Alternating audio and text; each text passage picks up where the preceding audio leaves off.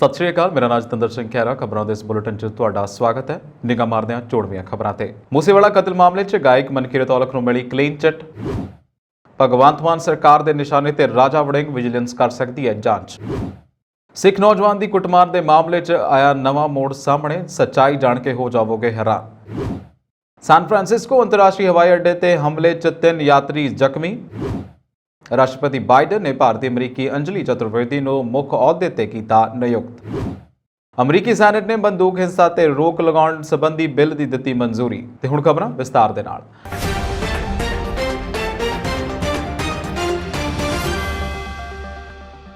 मूसेवाला कतल मामले च गायक मनकीरत औलख नूं मिली क्लीन चिट। सिद्धू मूसेवाला कतल मामले नूं लैके वड्डी खबर सामने आई है। मूसेवाला कतल मामले च विवादां च घिरे गायक मनकीरत औलख नूं क्लीन चिट मिल गई है। AGTF के चीफ प्रमोद बान ने मनकीरत नूं क्लीन चिट दी है। प्रमोद बान ने एक मीडिया अदारे दे नाल गलबात दौरान कहा कि मनकीरत औलख का नाम उन्हां दी तफ्तीश दे विच सामने नहीं आया। सोशल मीडिया ते वख-वख गैंगस्टरां दे समर्थकां वालों पोस्ट पा के मनकीरत औलख नूं मूसेवाले दे कतल च शामिल दस्सिया गया सी। जान नूं खतरा होण दे चलदे मनकीरत कुछ दिन पहलां ही विदेश चले गए सन। दस दिए कि अपने ते लगे इल्जामों तो बाद मनकीरत औलख ने इंस्टाग्राम ते कुछ पोस्टां साझियां कीतियां सन, जिन्हां च उन्होंने कहा सी कि उन्हां नूं मूसेवाला दे कतल मामले च जानबूझ के फसाया जा रहा। ये नहीं, मनकीरत ने मूसेवाला दी मां नाल एक वीडियो साझी कीती सी ते लिखिया सी कि वो कदे भी किसी दा पुੱਤ खोण दी गल सोच भी नहीं सकते।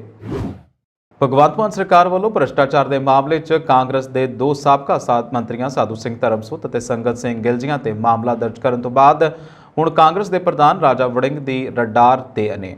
दरअसल जयपुर राजस्थान तो पनबस दीआं बसां की बॉडी लगाउण दे मामले च साबका ट्रांसपोर्ट मंत्री अमरिंदर सिंह राजा वड़िंग की आप सरकार के निशाने ते आ गए ने। वड़िंग के कार्यकाल दौरान जिस कंपनी तो पनबस दीआं 842 बसां ते बॉडी लगाई गई सी, उस कंपनी ने उत्तर प्रदेश दीआं 148 बसां ते बॉडी लगाई सी।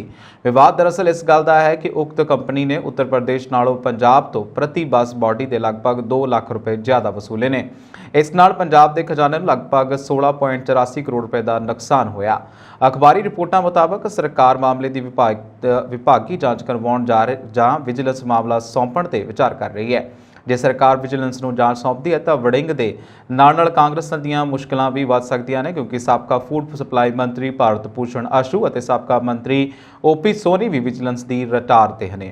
अपर India coach builders association Punjab ने प्रमुख सकत्तर ट्रांसपोर्ट के नाल पनबस ते फैब्रिकेट बॉडी लगाउण लई लिखा पढ़ी की, पर ट्रांसपोर्ट विभाग ने AIS 052 के नियमां का हवाला देंदे हुए PBMS फैब्रिकेशन कंपनी जयपुर को टेंडर दे दिता। दोष है कि विभाग ने जयपुर की कंपनी को टेंडर देने लिए अजिहा कीता सी। PBMS फैब्रिक कंपनी ने पनबस दीआं 842 बसां ते 10,16,000 रुपए ते उत्तर प्रदेश दीआं 148 बसां ते 8,41,000 रुपए खर्च किए ने।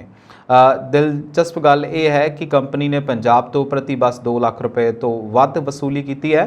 इत्थे ही बस नहीं, उत्तर प्रदेश दीआं बसां के मुकाबले पनबस दीआं बसां विच माड़ा मटीरियल वरतण का भी दोष लगा है। उधार दिते पैसे वापस मंगण ते एक सिख नौजवान की पहला कुटमार करन, फिर उसते केसां की बेअदबी करन अते जुत्तियां पा के उसनूं पानी पिलाउण का मामला सामने आया है। जंडियाला गुरु का रहने वाला सुखा सिंह जख्मी हालत च गुरु नानक देव हस्पताल दे विच ज़ेरे इलाज है। इस मामले की शिकायत मिलण ते थाणा जंडियाला गुरु की पुलिस ने इस मामले की जांच करनी शुरू कर दी है। मिली जानकारी अनुसार सुखा सिंह का नाम एक नौजवान कुड़ियां नूं तंग परेशान करता सी। ये नौजवान आटो चलाउंदा सी अते आटो च बैठण वालियां कुड़ियां दे नाल गलत हरकतां करना अते अश्लील गल्लां करना इसदा नित दा काम सी। नौजवान की इस हरकत की रिकॉर्डिंग कुड़ियां कोल है। आटो वाले दी इन्हां हरकतां तो परेशान कुड़ियां दे परिवारां ने इसनूं दबोच के इसकी बुरी तरह नाल कुटमार की अते इस दीआं शर्मनाक हरकतां दा लिखती कबूलनामा लिया। थाणा जंडियाला की पुलिस ने इस मामले की शिकायत मिलण ते जांच करनी शुरू कर दी है। SI का कहना है कि इसनूं इस घटना की जानकारी रात करीब 10 बजे मिली। उदों तो वो जांच कर रहे हैं। पीड़िता अनुसार वो अमृतसर बस स्टैंड के कोल रहने वाला है। उसनूं जिस थां ते अगवा किया गया सी उसकी जांच की जा रही है। जेकर यह मामला शहरी पुलिस का है तो उन्होंने हवाले कर दिता जाएगा। ਅਮਰੀਕਾ ਦੇ ਸਾਨ ਫਰਾਂਸਿਸਕੋ ਅੰਤਰਰਾਸ਼ਟਰੀ ਹਵਾਈ ਅੱਡੇ ਤੇ ਸ਼ੁੱਕਰਵਾਰ ਨੂੰ ਇੱਕ ਵਿਅਕਤੀ ਨੇ ਯਾਤਰੀਆਂ ਤੇ ਤੇਜ਼ਧਾਰ ਹਥਿਆਰ ਦੇ ਨਾਲ ਹਮਲਾ ਕਰ ਦਿੱਤਾ। ਅਧਿਕਾਰੀਆਂ ਨੇ ਇਹ ਜਾਣਕਾਰੀ ਦਿੱਤੀ। ਉਹਨਾਂ ਦੱਸਿਆ ਕਿ ਹਮਲੇ ਦੇ ਵਿੱਚ 3 ਯਾਤਰੀ ਜ਼ਖਮੀ ਹੋ ਗਏ ਨੇ। ਹਾਲਾਂਕਿ ਬਾਅਦ ਵਿੱਚ ਅਧਿਕਾਰੀਆਂ ਨੇ ਹਮਲਾਵਰ ਨੂੰ ਗ੍ਰਿਫਤਾਰ ਕਰ ਲਿਆ। ਪੁਲਿਸ ਨੇ ਕਿਹਾ ਕਿ ਦੋਸ਼ੀ ਨੇ ਸ਼ਾਮ 6 ਵਜੇ ਦੇ ਕਰੀਬ ਹਵਾਈ ਅੱਡੇ ਦੇ ਅੰਤਰਰਾਸ਼ਟਰੀ ਟਰਮੀਨਲ ਦੇ ਵਿੱਚ ਪ੍ਰਵੇਸ਼ ਕੀਤਾ ਅਤੇ ਡਿਪਾਰਚਰ ਟਰਮੀਨਲ ਦੇ ਵਿੱਚ ਚਾਰੇ ਪਾਸੇ ਘੁੰਮਦੇ ਹੋਏ ਅਚਾਨਕ ਇੱਕ ਤੇਜ਼ਧਾਰ ਹਥਿਆਰ ਦੇ ਨਾਲ 3 ਲੋਕਾਂ ਤੇ ਹਮਲਾ ਕਰ ਦਿੱਤਾ। ਹਵਾਈ ਅੱਡੇ ਤੇ ਤੈਨਾਤ ਪ੍ਰਬੰਧਕ ਰਸੇਲ ਮੈਕੇ ਨੇ ਸਾਨ ਫਰਾਂਸਿਸਕੋ ਪੁਲਿਸ ਨੂੰ ਦੱਸਿਆ ਕਿ ਜਿਸ ਸਮੇਂ ਯਾਤਰੀਆਂ ਤੇ ਹਮਲਾ ਹੋਇਆ ਉਸ ਸਮੇਂ ਉਹ ਸੁਰੱਖਿਆ ਜਾਂਚ ਤੋਂ ਪਹਿਲਾਂ ਦੇ ਖੇਤਰ ਦੇ ਵਿੱਚ ਸਨ। ਮੌਕੇ ਤੇ ਪੁੱਜੇ ਪੁਲਿਸ ਅਧਿਕਾਰੀਆਂ ਨੇ ਹਮਲਾਵਰ ਨੂੰ ਗ੍ਰਿਫਤਾਰ ਕਰ ਲਿਆ। ਹਾਲਾਂਕਿ ਉਸ ਦੇ ਨਾਮ ਦਾ ਖੁਲਾਸਾ ਅਜੇ ਤੱਕ ਨਹੀਂ ਕੀਤਾ ਗਿਆ। ਅਧਿਕਾਰੀਆਂ ਮੁਤਾਬਕ ਪੀੜਤਾਂ ਨੂੰ ਮਾਮੂਲੀ ਸੱਟਾਂ ਲੱਗੀਆਂ ਨੇ ਅਤੇ ਯਾਤਰਾ ਤੋਂ ਪਹਿਲਾਂ ਉਹਨਾਂ ਨੂੰ ਮੁੱਢਲੀ ਸਹਾਇਤਾ ਦਿੱਤੀ ਗਈ। ਉਨ੍ਹਾਂ ਕਿਹਾ ਕਿ ਘਟਨਾ ਦੇ ਚੱਲਦੇ ਹਵਾਈ ਅੱਡੇ ਤੋਂ ਕਿਸੇ ਹੋਰ ਉਡਾਨ ਦਾ ਸੰਚਾਲਨ ਪ੍ਰਭਾਵਿਤ ਨਹੀਂ ਹੋਇਆ। ਰਸੇਲ ਮੈਕੇ ਨੇ ਕਿਹਾ ਕਿ ਫਿਲਹਾਲ ਇਹ ਸਪਸ਼ਟ ਨਹੀਂ ਹੈ ਕਿ ਸ਼ੱਕੀ ਕਿਹੜੀ ਉਡਾਨ ਦਾ ਯਾਤਰੀ ਸੀ ਜਾਂ ਨਹੀਂ ਅਤੇ ਉਸਨੇ ਕਿਸ ਮਕਸਦ ਦੇ ਨਾਲ ਹਮਲਾ ਕੀਤਾ। ਹਵਾਈ ਅੱਡੇ ਤੇ ਮੌਜੂਦ KTVU ਟੀਵੀ ਦੇ ਇੱਕ ਪੱਤਰਕਾਰ ਨੇ ਦੱਸਿਆ ਕਿ ਘਟਨਾ ਸਥਾਨ ਤੋਂ ਤੇਜ਼ਧਾਰ ਹਥਿਆਰ ਹਟਾ ਦਿੱਤਾ ਗਿਆ ਹੈ। ਹਾਲਾਂਕਿ ਹਮਲੇ ਦੇ ਨਾਲ ਜੁੜੀ ਹੋਰ ਜਾਣਕਾਰੀ ਤੁਰੰਤ ਉਪਲਬਧ ਨਹੀਂ ਸੀ। ਉੱਘੀ ਭਾਰਤੀ ਅਮਰੀਕੀ ਕਾਨੂੰਨੀ ਮਾਹਿਰ ਅੰਜਲੀ ਚਤੁਰਵੇਦੀ ਨੂੰ ਅਮਰੀਕੀ ਰਾਸ਼ਟਰਪਤੀ ਜੋ ਬਾਈਡਨ ਨੇ ਵੈਟਰਨਜ਼ ਅਫੇਅਰਜ਼ ਵਿਭਾਗ ਦੇ ਵਿੱਚ ਜਨਰਲ ਕਾਉਂਸਲ ਨਿਯੁਕਤ ਕੀਤਾ ਹੈ। ਵਾਈਟ ਹਾਊਸ ਦੀ ਵੈਬਸਾਈਟ ਮੁਤਾਬਕ ਚਤੁਰਵੇਦੀ ਅਮਰੀਕਾ ਨਿਆਂ ਵਿਭਾਗ ਦੇ ਕ੍ਰਾਈਮ ਡਿਵੀਜ਼ਨ 'ਚ ਡਿਪਟੀ ਅਸਿਸਟੈਂਟ ਅਟਾਰਨੀ ਜਨਰਲ ਹਨ। ਚਤੁਰਵੇਦੀ ਨੂੰ ਵੈਟਰਨਜ਼ ਅਫੇਅਰਜ਼ ਦੇ ਅਮਰੀਕੀ ਵਿਭਾਗ ਦੇ ਵਿੱਚ ਜਨਰਲ ਕਾਉਂਸਲ ਵਜੋਂ ਨਾਮਜ਼ਦ ਕੀਤਾ ਗਿਆ। ਵਿਭਾਗ ਦਾ ਮੁੱਖ ਦ੍ਰਿਸ਼ਟੀਕੋਣ ਸਾਬਕਾ ਸੈਨਿਕਾਂ ਨੂੰ ਉਹਨਾਂ ਦੁਆਰਾ ਕਮਾਏ ਵਿਸ਼ਵ ਪੱਧਰੀ ਲਾਭ ਅਤੇ ਸੇਵਾਵਾਂ ਪ੍ਰਦਾਨ ਕਰਨਾ ਹੈ ਅਤੇ ਅਜਿਹਾ ਦਿਆ ਵਚਨਬੱਧਤਾ, ਉਦਮਤਾ, ਪੇਸ਼ੇਵਰਤਾ, ਇਮਾਨਦਾਰੀ, ਜਵਾਬਦੇਹੀ ਅਤੇ ਲੀਡਰਸ਼ਿਪ ਦੇ ਉੱਚੇ ਮਿਆਰਾਂ ਦੀ ਪਾਲਣਾ ਕਰਨਾ ਹੈ। ਚਤੁਰਵੇਦੀ ਨੇ ਆਪਣੇ ਕੈਰੀਅਰ ਦੌਰਾਨ ਸਰਕਾਰ ਦੀਆਂ 3 ਸ਼ਾਖਾਵਾਂ ਦੇ ਵਿੱਚ ਕੰਮ ਕਰਨ ਦੇ ਨਾਲ-ਨਾਲ ਪ੍ਰਾਈਵੇਟ ਪ੍ਰੈਕਟਿਸ ਵੀ ਕੀਤੀ ਹੈ। ਸਰਕਾਰੀ ਸੇਵਾ ਦੇ ਵਿੱਚ ਵਾਪਸ ਆਉਣ ਤੋਂ ਪਹਿਲਾਂ ਚਤੁਰਵੇਦੀ ਨੇ ਨਾਰਥਰੋਪ ਗੁਮਨ ਕਾਰਪੋਰੇਸ਼ਨ ਦੇ ਲਈ ਸਹਾਇਕ ਜਨਰਲ ਕਾਉਂਸਲ ਅਤੇ ਜਾਂਚ ਨਿਰਦੇਸ਼ਕ ਵਜੋਂ ਸੇਵਾ ਕੀਤੀ ਹੈ ਅਤੇ ਕੰਪਨੀ ਦੀ ਗਲੋਬਲ ਜਾਂਚ ਟੀਮ ਦੀ ਅਗਵਾਈ ਵੀ ਕੀਤੀ ਹੈ। ਚਤੁਰਵੇਦੀ ਨੇ ਇਸ ਤੋਂ ਪਹਿਲਾਂ ਬ੍ਰਿਟਿਸ਼ ਪੈਟਰੋਲੀਅਮ ਵਿੱਚ ਅਸਿਸਟੈਂਟ ਜਨਰਲ ਕਾਉਂਸਲ ਅਤੇ ਨਿਕਸਨ ਪੀਬੋਡੀ ਦੀ ਵਾਸ਼ਿੰਗਟਨ DC ਲਾ ਫਰਮ ਦੇ ਵਿੱਚ ਇੱਕ ਸਾਥੀ ਦੇ ਵਜੋਂ ਕੰਮ ਕੀਤਾ ਸੀ। ਪ੍ਰਾਈਵੇਟ ਪ੍ਰੈਕਟਿਸ ਵਿੱਚ ਦਾਖਲ ਹੋਣ ਤੋਂ ਪਹਿਲਾਂ ਉਹ ਇੱਕ ਸੰਘੀ ਵਕੀਲ ਸੀ। ਨਿਆਂ ਵਿਭਾਗ ਦੇ ਵਿੱਚ ਆਪਣੇ ਕਾਰਜਕਾਲ ਦੇ ਦੌਰਾਨ ਉਹਨਾਂ ਨੇ ਕੋਲੰਬੀਆ ਦੇ ਡਿਸਟ੍ਰਿਕਟ ਅਤੇ ਕੈਲੀਫੋਰਨੀਆ ਦੇ ਉੱਤਰੀ ਜ਼ਿਲ੍ਹੇ ਦੇ ਵਿੱਚ US ਅਟਾਰਨੀ ਦੇ ਦਫ਼ਤਰ ਦੇ ਵਿੱਚ ਸੇਵਾ ਕੀਤੀ ਹੈ, ਜਿਸ ਵਿੱਚ ਸੰਗਠਿਤ ਮੁਕੱਦਮੇ ਦੇ ਸੈਕਸ਼ਨ ਦੇ ਉਪ ਮੁਖੀ ਅਤੇ ਸੰਗਠਿਤ ਅਪਰਾਧ ਸਟ੍ਰਾਈਕਿੰਗ ਫੋਰਸ ਦੇ ਮੁਖੀ ਅਤੇ ਸੈਨੇਟ ਨਿਆਂਪਾਲਿਕਾ ਦੇ ਵਿੱਚ ਸੈਨੇਟਰ ਡਾਇਨਾ ਫਿਨਸਟਾਈਨ ਦੇ ਵਕੀਲ ਵਜੋਂ ਕੰਮ ਕਰਨਾ ਵੀ ਸ਼ਾਮਲ ਹੈ। ਨਿਊਯਾਰਕ ਤੇ ਕੋਰਟਲੈਂਡ ਦੇ ਵਿੱਚ ਜਨਮੀ ਚਤੁਰਵੇਦੀ ਨੇ district of Columbia superior court ਦੇ ਜੱਜ ਗ੍ਰੈਗਰੀ ਮਿਡਜ਼ਲੀ ਇੱਕ ਕਲਰਕ ਵਜੋਂ ਆਪਣੇ ਕਾਨੂੰਨੀ ਕੈਰੀਅਰ ਦੀ ਸ਼ੁਰੂਆਤ ਕੀਤੀ ਸੀ। ਚਤੁਰਵੇਦੀ ਨੇ ਜਾਰਜਟਾਊਨ ਯੂਨੀਵਰਸਿਟੀ ਅਤੇ ਹੇਸਟਿੰਗਸ ਕਾਲਜ ਆਫ ਲਾਅ ਦੇ ਵਿੱਚ ਸਹਾਇਕ ਪ੍ਰੋਫੈਸਰ ਦੇ ਵਜੋਂ ਟ੍ਰਾਇਲ ਐਡਵੋਕੇਸੀ ਅਤੇ ਕ੍ਰਿਮੀਨਲ ਪ੍ਰੋਸੀਜਰ ਦੇ ਵਿੱਚ ਪੜ੍ਹਾਈ ਕੀਤੀ ਹੈ। ਅਮਰੀਕਾ 'ਚ ਹਾਲ ਹੀ ਹੋਈਆਂ ਗੋਲੀਬਾਰੀ ਦੀਆਂ ਕਈ ਘਟਨਾਵਾਂ ਦੇ ਮੱਦੇਨਜ਼ਰ ਸੰਸਦ ਨੇ ਵੀਰਵਾਰ ਨੂੰ ਬੰਦੂਕ ਹਿੰਸਾ ਤੇ ਰੋਕ ਲਗਾਉਣ ਦੇ ਉਦੇਸ਼ ਦੇ ਨਾਲ ਇੱਕ ਬਿੱਲ ਨੂੰ ਤੁਰੰਤ ਮਨਜ਼ੂਰੀ ਦੇ ਦਿੱਤੀ ਹੈ, ਜਿਸ ਨੂੰ ਪਾਸ ਕਰਨਾ ਕਰੀਬ 1 ਮਹੀਨਾ ਪਹਿਲਾਂ ਸੰਭਵ ਪ੍ਰਤੀਤ ਹੋ ਰਿਹਾ ਸੀ। ਹੁਣ ਇਸ ਬਿੱਲ ਨੂੰ ਮਨਜ਼ੂਰੀ ਲਈ ਪ੍ਰਤੀਨਿਧੀ ਸਭਾ ਦੇ ਵਿੱਚ ਭੇਜਿਆ ਜਾਵੇਗਾ। ਦੇਸ਼ 'ਚ ਬੰਦੂਕ ਹਿੰਸਾ ਦੇ ਖਿਲਾਫ ਪਿਛਲੇ ਕੁਝ ਦਹਾਕਿਆਂ 'ਚ ਸੰਸਦ ਮੈਂਬਰਾਂ ਦੇ ਵੱਲੋਂ ਚੁੱਕਿਆ ਗਿਆ ਇਹ ਸਭ ਤੋਂ ਵੱਡਾ ਕਦਮ ਹੈ। ਰਿਪਬਲਿਕਨ ਪਾਰਟੀ ਸਾਲਾਂ ਤੋਂ ਹਥਿਆਰਾਂ ਦੀ ਵਿਕਰੀ ਤੇ ਪਾਬੰਦੀ ਲਗਾਉਣ ਦੇ ਲਈ ਡੈਮੋਕ੍ਰੈਟਿਕ ਕੋਸ਼ਿਸ਼ਾਂ 'ਚ ਅੜਿੱਕਾ ਪਾਉਂਦੀ ਆ ਰਹੀ ਸੀ, ਪਰ ਨਿਊਯਾਰਕ ਅਤੇ ਟੈਕਸਸ ਦੇ ਵਿੱਚ ਹੋਈ ਗੋਲੀਬਾਰੀ ਦੇ ਮੱਦੇਨਜ਼ਰ ਡੈਮੋਕ੍ਰੈਟਿਕ ਪਾਰਟੀ ਤੋਂ ਇਲਾਵਾ ਕੁਝ ਰਿਪਬਲਿਕਨ ਸੰਸਦ ਮੈਂਬਰਾਂ ਨੇ ਵੀ ਇਸ ਵਾਰ ਫੈਸਲਾ ਕੀਤਾ ਕਿ ਇਸ ਸਬੰਧ ਵਿੱਚ ਸੰਸਦ ਦੀ ਕਿਰਿਆਸ਼ੀਲਤਾ ਹੁਣ ਸਵੀਕਾਰਯੋਗ ਨਹੀਂ ਹੈ। 2 ਹਫ਼ਤਿਆਂ ਦੀ ਗੱਲਬਾਤ ਤੋਂ ਬਾਅਦ ਦੋਵਾਂ ਪਾਰਟੀਆਂ ਦੇ ਸੰਸਦ ਮੈਂਬਰਾਂ ਦੇ ਇੱਕ ਸਮੂਹ ਨੇ ਇਸ ਬਿੱਲ ਨੂੰ ਪੇਸ਼ ਕਰਨ ਲਈ ਸਮਝੌਤਾ ਕੀਤਾ ਤਾਂ ਜੋ ਦੇਸ਼ ਵਿੱਚ ਇਸ ਤਰ੍ਹਾਂ ਦਾ ਕਾਨੂੰਨ ਖੂਨ ਖਰਾਬਾ ਦੁਬਾਰਾ ਨਾ ਹੋ ਸਕੇ।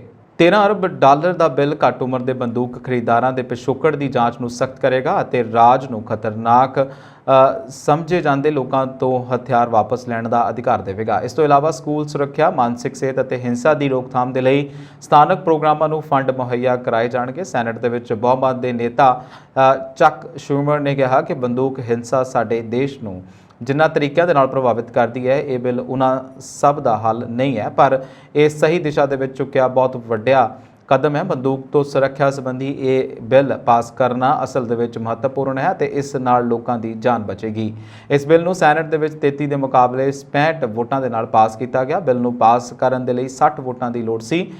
ਇਸ ਬਿੱਲ ਦੇ ਸਮਰਥਨ ਦੇ ਵਿੱਚ ਡੈਮੋਕ੍ਰੈਟਿਕ ਪਾਰਟੀ ਦੇ ਸਾਰੇ 50 ਮੈਂਬਰ ਅਤੇ ਆਜ਼ਾਦ ਸਮਰਥਕਾਂ ਦੇ ਇਲਾਵਾ ਰਿਪਬਲਿਕਨ ਪਾਰਟੀ ਦੇ 15 ਮੈਂਬਰਾਂ ਨੇ ਵੋਟਿੰਗ ਕੀਤੀ ਹੈ। ਸ਼ੁੱਕਰਵਾਰ ਨੂੰ ਪ੍ਰਤੀਨਿਧੀ ਸਭਾ 'ਚ ਇਸ ਦੇ ਵੋਟਿੰਗ ਹੋਣ ਦੀ ਸੰਭਾਵਨਾ ਹੈ, ਉੱਥੇ ਹੀ ਬਿੱਲ ਦਾ ਪਾਸ ਹੋਣਾ ਯਕੀਨੀ ਮੰਨਿਆ ਜਾ ਰਿਹਾ ਹੈ।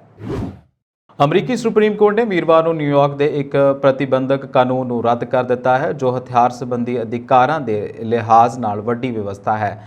ਅਦਾਲਤ ਦੇ ਜੱਜ ਦਾ 6-3 ਤੋਂ ਆਇਆ ਫੈਸਲਾ ਜ਼ਿਆਦਾਤਰ ਲੋਕਾਂ ਨੂੰ ਨਿਊਯਾਰਕ, ਲਾਸ ਐਂਜਲਸ ਅਤੇ ਬੋਸਟਨ ਸਮੇਤ ਅਮਰੀਕਾ ਦੇ ਵੱਡੇ ਸ਼ਹਿਰਾਂ ਅਤੇ ਹੋਰ ਥਾਵਾਂ ਦੀਆਂ ਸੜਕਾਂ ਤੇ ਕਾਨੂੰਨ ਹਥਿਆਰ ਲੈ ਕੇ ਚੱਲਣ ਦੀ ਇਜਾਜ਼ਤ ਪ੍ਰਦਾਨ ਕਰੇਗਾ। ਅਮਰੀਕਾ ਦੀ 1/4 ਆਬਾਦੀ ਉਹਨਾਂ ਸੂਬਿਆਂ 'ਚ ਰਹਿੰਦੀ ਹੈ ਜਿੱਥੇ ਇਹ ਵਿਵਸਥਾ ਪ੍ਰਭਾਵੀ ਹੋਏਗੀ। ਇਹ ਇੱਕ ਦਹਾਕੇ ਤੋਂ ਵੀ ਜ਼ਿਆਦਾ ਸਮੇਂ 'ਚ ਕਿਸੇ ਵੱਡੀ ਅਦਾਲਤ ਦਾ ਪਹਿਲਾ ਹਥਿਆਰਾਂ ਸੰਬੰਧੀ ਵੱਡਾ ਫੈਸਲਾ ਹੈ। ਅਦਾਲਤ ਦੀ ਵਿਵਸਥਾ ਅਜਿਹੇ ਸਮੇਂ ਆਈ ਹੈ ਜਦ ਟੈਕਸਸ, ਨਿਊਯਾਰਕ ਅਤੇ ਕੈਲੀਫੋਰਨੀਆ ਦੇ ਵਿੱਚ ਹਾਲੇ ਹੀ ਸਮੂਹਿਕ ਗੋਲੀਬਾਰੀ ਤੋਂ ਬਾਅਦ ਕਾਂਗਰਸ ਹਥਿਆਰ ਕਾਨੂੰਨ ਤੇ ਸਰਗਰਮੀ ਦੇ ਨਾਲ ਕੰਮ ਕਰ ਰਹੀ ਹੈ। ਕੈਨੇਡਾ ਦੇ ਜਨਤਕ ਸੁਰੱਖਿਆ ਮੰਤਰੀ ਮਾਰਕੋ ਮੈਡੀਸੀਨੋ ਨੇ ਇੱਕ ਇੰਟਰਵਿਊ ਦੇ ਵਿੱਚ ਖੁਲਾਸਾ ਕੀਤਾ ਕਿ ਉਹਨਾਂ ਵੱਲੋਂ ਬੰਦੂਕ ਦੀ ਮਾਲਕੀ ਨੂੰ ਰੋਕਣ ਵਾਲਾ ਬਿੱਲ ਪੇਸ਼ ਕਰਨ ਤੋਂ ਬਾਅਦ ਹਾਲ ਹੀ ਦੇ ਹਫ਼ਤਿਆਂ ਦੇ ਵਿੱਚ ਸੋਸ਼ਲ ਮੀਡੀਆ ਤੇ ਜਾਨ ਤੋਂ ਮਾਰਨ ਦੀਆਂ ਧਮਕੀਆਂ ਮਿਲ ਰਹੀਆਂ ਨੇ। ਮੈਡੀਸੀਨੋ ਨੇ ਕਿਹਾ ਕਿ ਉਹ ਪੁਲਿਸ ਅਤੇ ਸੰਸਦੀ ਸੁਰੱਖਿਆ ਸੇਵਾਵਾਂ ਧਮਕੀਆਂ ਅਤੇ ਡਰਾਉਣੀਆਂ ਘਟਨਾਵਾਂ ਦੀ ਇੱਕ ਲੜੀ ਤੋਂ ਬਾਅਦ ਸੰਸਦ ਮੈਂਬਰਾਂ ਦੀ ਸੁਰੱਖਿਆ ਦਾ ਮੁੜ ਮੁਲਾਂਕਣ ਕਰ ਰਹੇ ਨੇ। ਇਸ ਵਿੱਚ ਪਿਛਲੇ ਮਹੀਨੇ ਓਨਟਾਰੀਓ ਦੇ ਚੋਣ ਪ੍ਰਚਾਰ ਦੌਰਾਨ NDP ਆਗੂ ਜਗਮੀਤ ਸਿੰਘ ਨੂੰ ਜ਼ੁਬਾਨੀ ਪਰੇਸ਼ਾਨ ਕਰਨਾ ਵੀ ਸ਼ਾਮਲ ਹੈ। ਇੱਕ ਵੀਡੀਓ ਦੇ ਵਿੱਚ ਦਿਖਾਇਆ ਗਿਆ ਹੈ ਕਿ ਜਦੋਂ ਚੋਣ ਪ੍ਰਚਾਰ ਲਈ ਦਫ਼ਤਰ ਤੋਂ ਬਾਹਰ ਨਿਕਲਦੇ ਹਨ ਤਾਂ ਪ੍ਰਦਰਸ਼ਨਕਾਰੀਆਂ ਦਾ ਸਾਹਮਣਾ ਕਰਦੇ ਹਨ।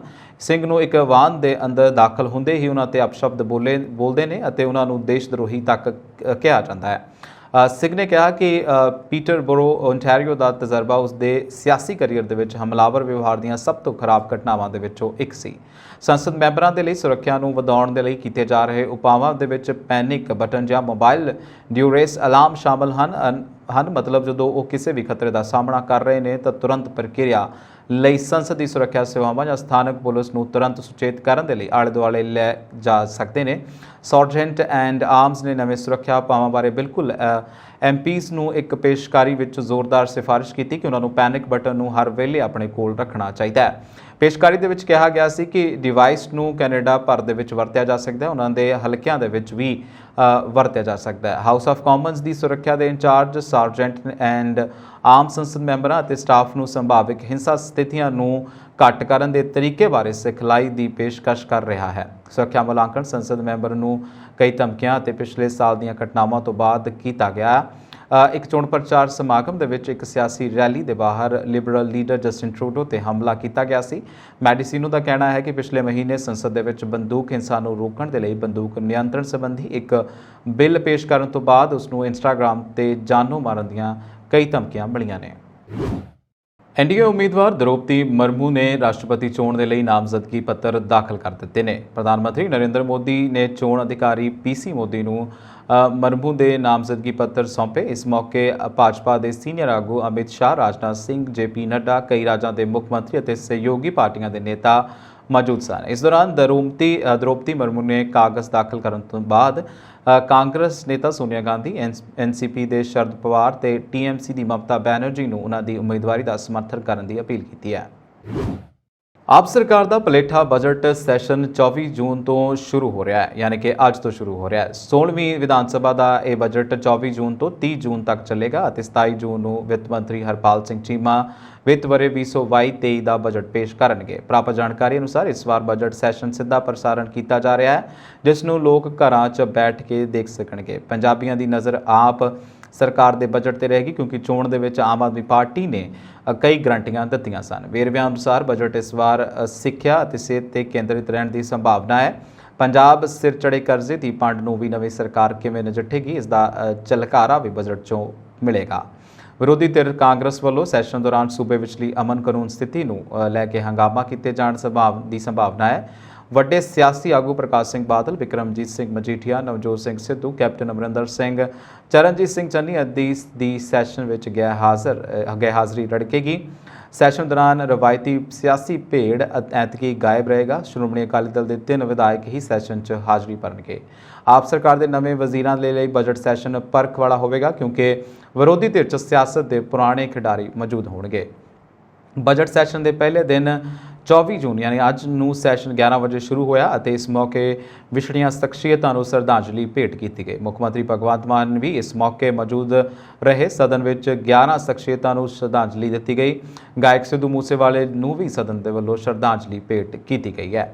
ਇੱਥੇ ਇਸ ਤਰ੍ਹਾਂ ਸਾਬਕਾ ਮੰਤਰੀ ਹਰਦੀਪ ਇੰਦਰ ਸਿੰਘ ਬਾਦਲ, ਸਾਬਕਾ ਮੰਤਰੀ ਜਥੇਦਾਰ ਤੋਤਾ ਸਿੰਘ, ਸਾਬਕਾ ਵਿਧਾਇਕ ਸੁਖਦੇਵ ਸਿੰਘ ਸੁਖਲੱਦੀ ਤੇ ਸ਼ਿੰਗਾਰਾ ਰਾਮ ਸਹੂੰਗੜਾ, ਤਾਰਾ ਸਿੰਘ, ਸਵਰਨ ਸਿੰਘ, ਕਰੋੜਾ ਸਿੰਘ ਤੇ ਸੁਖਰਾਜ ਸਿੰਘ ਆਦਿ ਵਿਛੜੀਆਂ ਰੂਹਾਂ ਨੂੰ ਸ਼ਰਧਾਂਜਲੀ ਦਿੱਤੀ ਗਈ ਹੈ। ਜਲੰਧਰ ਜ਼ਿਲ੍ਹੇ ਤੋਂ ਵੱਡੀ ਖਬਰ ਸਾਹਮਣੇ ਆਈ ਹੈ, ਜਿੱਥੇ ਦਿਹਾਤੀ ਪੁਲਿਸ ਨੂੰ ਉਸ ਸਮੇਂ ਵੱਡੀ ਕਾਮਯਾਬੀ ਮਿਲੀ ਜਦੋਂ ਪੁਲਿਸ ਨੇ ਹਥਿਆਰਾਂ ਸਮੇਤ ਗੈਂਗਸਟਰ ਪਿੰਦਾ ਨਿਹਾਲੂਵਾਲਾ ਗੈਂਗ ਦੇ 19 ਮੈਂਬਰਾਂ ਨੂੰ ਗ੍ਰਿਫਤਾਰ ਕੀਤਾ। ਇਹਨਾਂ ਵਿੱਚ 13 ਸ਼ੂਟਰ ਸ਼ਾਮਲ ਨੇ। ਗ੍ਰਿਫਤਾਰ ਕੀਤੇ ਗਏ 19 ਗੈਂਗਸਟਰਾਂ ਦੇ ਕੋਲ 11 ਹਥਿਆਰ ਸਮੇਤ 2 ਗੱਡੀਆਂ, 8 ਲੱਖ ਦੀ ਵਿਦੇਸ਼ੀ ਕਰੰਸੀ ਬਰਾਮਦ ਕੀਤੀ ਗਈ ਹੈ।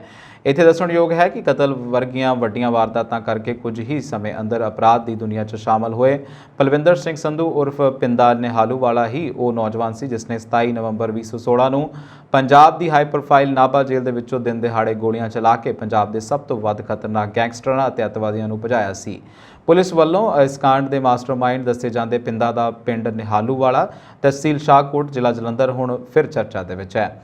ਪਿੰਦਾ ਜਿਸ ਨੂੰ ਕਿ ਜੇਲ੍ਹ ਬ੍ਰੇਕ ਕਾਂਡ ਤੋਂ ਬਾਅਦ ਉੱਤਰ ਪ੍ਰਦੇਸ਼ ਦੇ ਸ਼ਾਮਲੀ ਤੋਂ ਪੁਲਿਸ ਨੇ ਗ੍ਰਿਫਤਾਰ ਕਰ ਲਿਆ ਸੀ। ਛੋਟੀ ਉਮਰ 'ਚ ਹੀ ਪਿੰਦਾ ਬਣ ਗਿਆ ਨਾਮੀ ਗੈਂਗਸਟਰ। ਜ਼ਿਕਰਯੋਗ ਹੈ ਕਿ ਕੁਝ ਸਾਲ ਪਹਿਲਾਂ ਜਦੋਂ ਪਿੰਦਾ ਅਤੇ ਉਸ ਦਾ ਪਰਿਵਾਰ ਖੇਤੀਬਾੜੀ ਕਰਕੇ ਸ਼ਾਂਤੀਪੂਰਨ ਜੀਵਨ ਬਤੀਤ ਕਰ ਰਿਹਾ ਸੀ, ਉਸ ਸਮੇਂ ਮਾਮੂਲੀ ਝਗੜਿਆਂ ਤੋਂ ਬਾਅਦ ਪੁਲਿਸ ਨੇ ਪਿੰਦਾ, ਉਸਦੇ ਭਰਾ ਅਤੇ ਪੂਰੇ ਪਰਿਵਾਰ ਨੂੰ ਬਹੁਤ ਤੰਗ ਪਰੇਸ਼ਾਨ ਕੀਤਾ।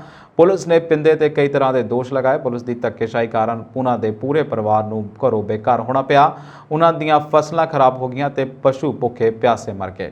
ਪੁਲਿਸ ਦੇ ਡਰ ਕਾਰਨ ਪਿੰਦਾ ਘਰ ਤੋਂ ਬਾਹਰ ਰਹਿਣ ਲਈ ਮਜਬੂਰ ਹੋ ਗਿਆ। ਇਸੇ ਸਮੇਂ ਦੌਰਾਨ ਉਹ ਅਪਰਾਧੀਆਂ ਦੇ ਸੰਪਰਕ ਦੇ ਵਿੱਚ ਆ ਕੇ ਗੈਂਗਸਟਰ ਬਣ ਗਿਆ।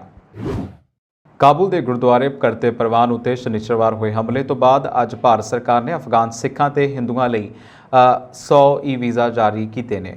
ਇਹ ਕਦਮ ਅਫਗਾਨਿਸਤਾਨ ਵਿੱਚ ਘੱਟ ਗਿਣਤੀਆਂ ਦੀ ਸੁਰੱਖਿਆ ਦੇ ਲਈ ਬਣੇ ਖਤਰੇ ਦੇ ਮੱਦੇਨਜ਼ਰ ਚੁੱਕਿਆ ਗਿਆ। ਜ਼ਿਕਰਯੋਗ ਹੈ ਕਿ ਅੱਤਵਾਦੀ ਸੰਗਠਨ ਇਸਲਾਮਿਕ ਸਟੇਟ ਲਗਾਤਾਰ ਉੱਥੇ ਸਿੱਖਾਂ ਤੇ ਹਿੰਦੂਆਂ ਨੂੰ ਨਿਸ਼ਾਨਾ ਬਣਾ ਰਹੀ ਹੈ। ਇਸ ਬਾਰੇ ਉਕੀ ਸ਼ਖਸੀਅਤ ਪੁਨੀਤ ਚੰਡੋਕੇ ਨੇ ਕਈ ਟਵੀਟ ਵੀ ਕੀਤੇ ਸਨ। ਘਟਨਾ ਵਾਪਰਨ ਤੋਂ ਬਾਅਦ ਸਰਕਾਰ ਨੇ ਰਾਤੋਂ ਰਾਤ ਇਹ ਵੀਜ਼ਾ ਜਾਰੀ ਕੀਤੇ ਨੇ। ਗੁਰਦੁਆਰੇ ਦੇ ਉੱਤੇ ਹਮਲੇ ਤੋਂ ਬਾਅਦ ਟਵੀਟ ਕਰਦਿਆਂ ਚੰਡੋਕੇ ਨੇ ਕਿਹਾ ਸੀ ਕਿ 27 ਮਈ ਨੂੰ ਮੈਂ ਅਫਗਾਨ ਘੱਟ ਗਿਣਤੀਆਂ ਦੀ ਇੱਕ ਅਰਜ਼ੀ ਭਾਰਤ ਵਿਦੇਸ਼ ਮੰਤਰਾਲੇ ਦੇ ਗ੍ਰਹਿ ਮੰਤਰਾਲੇ ਨੂੰ ਭੇਜੀ ਸੀ, ਜੋ ਕਿ ਪਿਛਲੇ 1 ਸਾਲ ਤੋਂ ਬਕਾਇਆ ਪਏ ਈ ਵੀਜ਼ੇ ਜਾਰੀ ਕਰਨ ਬਾਰੇ ਸੀ। ਇਹ ਵੀਜ਼ੇ 150 ਹਿੰਦੂਆਂ ਤੇ ਸਿੱਖਾਂ ਨੂੰ ਦਿੱਤੇ ਜਾਣੇ ਸਨ, ਜੋ ਕਿ ਹਾਲੇ ਵੀ ਕਾਬੁਲ ਦੇ ਵਿੱਚ ਹਨ। ਕਈ ਵਾਰ ਮੈਂ ਇਸ ਬਾਰੇ ਆਪਣੇ ਫਿਕਰ ਜ਼ਾਹਰ ਕਰ ਚੁੱਕਾ ਹਾਂ ਤੇ ਹਾਲੇ ਵੀ ਇਹ ਵੀਜ਼ਾ ਜਾਰੀ ਨਹੀਂ ਹੋਏ। ਮੈਂ ਅਰਦਾਸ ਕਰਦਾ ਹਾਂ ਕਿ ਸਾਰੇ ਬਚ ਜਾਣਗੇ। ਆਸਟ੍ਰੇਲੀਆ ਦੇ ਵਿਦਿਅਕ ਮਾਹਿਰਾਂ ਅਨੁਸਾਰ ਆਸਟ੍ਰੇਲੀਆ ਦੀਆਂ ਯੂਨੀਵਰਸਿਟੀਆਂ ਦੇ ਵਿੱਚ ਕੌਮਾਂਤਰੀ ਵਿਦਿਆਰਥੀਆਂ ਦੀ ਆਮਦ ਉਮੀਦ ਨਾਲੋਂ ਘੱਟ ਹੈ, ਪਰ ਉਹ ਆਸਵੰਦ ਹਨ ਕਿ ਆਸਟ੍ਰੇਲੀਆ ਦਾ ਸਿੱਖਿਆ ਖੇਤਰ ਇਸ ਸਾਲ ਦੇ ਅੰਤ ਤੱਕ ਮੁੜ ਲੀਹ ਤੇ ਆ ਜਾਵੇਗਾ। ਹੁਨਰ ਅਤੇ ਰੋਜ਼ਗਾਰ ਵਿਭਾਗ ਅਨੁਸਾਰ ਮਾਰਚ 2022 ਤੋਂ ਵਿਦਿਆਰਥੀਆਂ ਦੇ ਆਉਣ ਦੀ ਸ਼ੁਰੂਆਤ ਗਿਣਤੀ 1,23,900 ਸੀ, ਜੋ ਕਿ 2021 ਦੀ ਇਸੇ ਮਿਆਦ ਦੇ ਮੁਕਾਬਲੇ 2% ਵੱਧ ਹੈ। ਦੱਸਣਯੋਗ ਹੈ ਕਿ ਜਨਵਰੀ 2022 ਦੌਰਾਨ ਸਖਤ ਵੀਜ਼ਾ ਪਾਬੰਦੀਆਂ ਕਾਰਨ ਪਾੜਿਆਂ ਨੂੰ ਵੀਜ਼ਿਆਂ ਦੀ ਲੰਬੀ ਉਡੀਕ ਕਰਨੀ ਪਈ ਅਤੇ ਹੁਣ ਬਹੁਤ ਸਾਰੇ ਵੀਜ਼ੇ ਮਨਜ਼ੂਰ ਨਹੀਂ ਹੋ ਰਹੇ। DESE ਅਨੁਸਾਰ ਮਾਰਚ 2022 ਦੇ ਵਿੱਚ 4,40,129 ਅੰਤਰਰਾਸ਼ਟਰੀ ਵਿਦਿਆਰਥੀਆਂ ਨੇ ਦਾਖਲਾ ਲਿਆ, ਜੋ ਕਿ 2021 ਦੇ ਇਸੇ ਮਿਆਦ ਦੇ ਮੁਕਾਬਲੇ 15% ਘੱਟ ਹੈ। Association of Australian education and representative in India ਦੇ ਪ੍ਰਧਾਨ ਰਵੀ ਲੋਚਨ ਸਿੰਘ ਨੇ ਦੱਸਿਆ ਕਿ 2022 ਦੇ ਪਹਿਲੇ ਦਾਖਲੇ ਦੇ ਵਿੱਚ ਮੁੱਖ ਤੌਰ ਤੇ ਉਹ ਵਿਦਿਆਰਥੀ ਸ਼ਾਮਲ ਨੇ ਜਿਨ੍ਹਾਂ ਕੋਲ ਪਹਿਲਾਂ ਹੀ ਵੀਜ਼ਾ ਸੀ। ਉਹ ਆਨਲਾਈਨ ਪੜ੍ਹਾਈ ਕਰ ਰਹੇ ਸਨ ਅਤੇ ਕੋਵਿਡ-19 ਕਾਰਨ ਯਾਤਰਾ ਕਰਨ ਦੇ ਯੋਗ ਨਹੀਂ ਸੀ। ਉਹਨਾਂ ਕਿਹਾ ਕਿ ਯੂਨੀਵਰਸਿਟੀਆਂ ਵਿੱਚ ਸੁਧਾਰ ਹੋ ਰਿਹਾ ਹੈ, ਪਰ ਪ੍ਰਾਈਵੇਟ RTO ਦੇ ਦਾਖਲਿਆਂ ਵਿੱਚ ਤੇਜ਼ੀ ਦੇ ਨਾਲ ਗਿਰਾਵਟ ਆਈ ਹੈ। ਮਹਿੰਗਾਈ ਤੇ ਸਤਾਏ ਅਮਰੀਕੀ ਵਾਸੀਆਂ ਨੂੰ ਬਾਈਡਨ ਸਰਕਾਰ ਵੱਡੀ ਰਾਹਤ ਦੇਣ ਦੇ ਵਿਚਾਰ ਕਰ ਰਹੀ ਹੈ। ਜੀ ਹਾਂ, ਰਾਸ਼ਟਰਪਤੀ ਜੋ ਬਾਈਡਨ ਵੱਲੋਂ ਪੇਸ਼ ਤਜਵੀਜ਼ ਮੁਤਾਬਕ ਗੈਸੋਲੀਨ ਅਤੇ ਡੀਜ਼ਲ ਤੇ ਲੱਗਣ ਵਾਲਾ ਟੈਕਸ ਮਾਫ ਕੀਤਾ ਜਾ ਸਕਦਾ ਹੈ ਜਾਂ ਸਬਸਿਡੀ ਦਿੱਤੀ ਜਾ ਸਕਦੀ ਹੈ। ਦੁਨੀਆ ਦੇ ਸਭ ਤੋਂ ਵਿਕਸਿਤ G7 ਮੁਲਕਾਂ ਦੇ ਵਿੱਚੋਂ ਇਹ ਕਦਮ ਉਠਾਉਣ ਵਾਲਾ ਅਮਰੀਕਾ ਪਹਿਲਾ ਦੇਸ਼ ਹੋਵੇਗਾ। ਹਾਲਾਂਕਿ ਯੂਕੇ ਦੇ ਵਿੱਚ ਮਹਿੰਗਾਈ ਦਰ 9% ਤੋਂ ਟੱਪ ਚੁੱਕੀ ਹੈ ਤੇ ਉੱਥੋਂ ਦੀ ਸਰਕਾਰ ਵੱਲੋਂ ਗੈਸ ਅਤੇ ਡੀਜ਼ਲ ਦੇ ਟੈਕਸਾਂ ਦੇ ਵਿੱਚ ਰਾਹਤ ਦਿੱਤੀ ਗਈ ਹੈ, ਪਰ ਟੈਕਸ ਮੁਕੰਮਲ ਤੌਰ ਦੇ ਉੱਤੇ ਖਤਮ ਨਹੀਂ ਕੀਤਾ ਗਿਆ।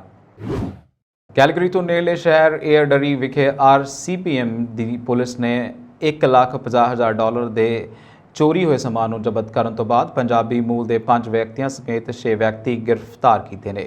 ਦੋਸ਼ੀਆਂ ਦੇ ਵਿੱਚ ਬਲਜਿੰਦਰ ਸੰਧੂ 31 ਸਾਲਾ, ਸਰਬਜੀਤ ਸਿੰਘ 40, ਸੁਖਜੀਤ ਢਾਲੀਵਾਲ 46, ਤੀਰਥ ਗਿੱਲ 25, ਧਰਮਿੰਦਰ ਗੋਸਲ 41 ਅਤੇ ਬਾਲ ਜ਼ਕਾ ਅਲਟਾ ਦੀ ਜਵਾਨਿਟਾ ਮੋਰੇਸ 45 ਨੂੰ ਗ੍ਰਿਫਤਾਰ ਕੀਤਾ ਹੈ। ਪੁਲਿਸ ਦੇ ਦੱਸਣ ਮੁਤਾਬਕ 10 ਮਈ ਨੂੰ ਰੌਕੀ ਵਿਊ ਕਾਉਂਟੀ ਤੋਂ 20,000 ਦੀ ਚੋਰੀ ਕੀਤੀ ਜਾਇਦਾਦ ਜ਼ਬਤ ਕੀਤੀ, ਜਿਸ ਵਿੱਚ ਅਨਜ਼ੌਰ ਨਿੱਜੀ ਚੀਜ਼ਾਂ ਅਤੇ ਪਛਾਣ ਦਸਤਾਵੇਜ਼ ਸ਼ਾਮਲ ਨੇ। ਇਸੇ ਤਰ੍ਹਾਂ 8 ਜੂਨ ਤੋਂ 15 ਜੂਨ ਵਿਚਕਾਰ 2 ਚੋਰੀ ਹੋਏ ਵਾਹਨ ਅਤੇ ਹੋਰ ਸਮਾਨ ਜ਼ਬਤ ਕੀਤਾ ਗਿਆ। ਇਸ ਹੁਣ ਤੱਕ ਦੀਆਂ ਖਬਰਾਂ ਤੁਸੀਂ ਦੇਖਦੇ ਰਹੋ ਪੰਜਾਬ ਯੂਐਸਏ ਟੀਵੀ। ਮੈਨੂੰ ਦਿਓ ਆ ਗਿਆ। ਸਤਿ ਸ਼੍ਰੀ ਅਕਾਲ।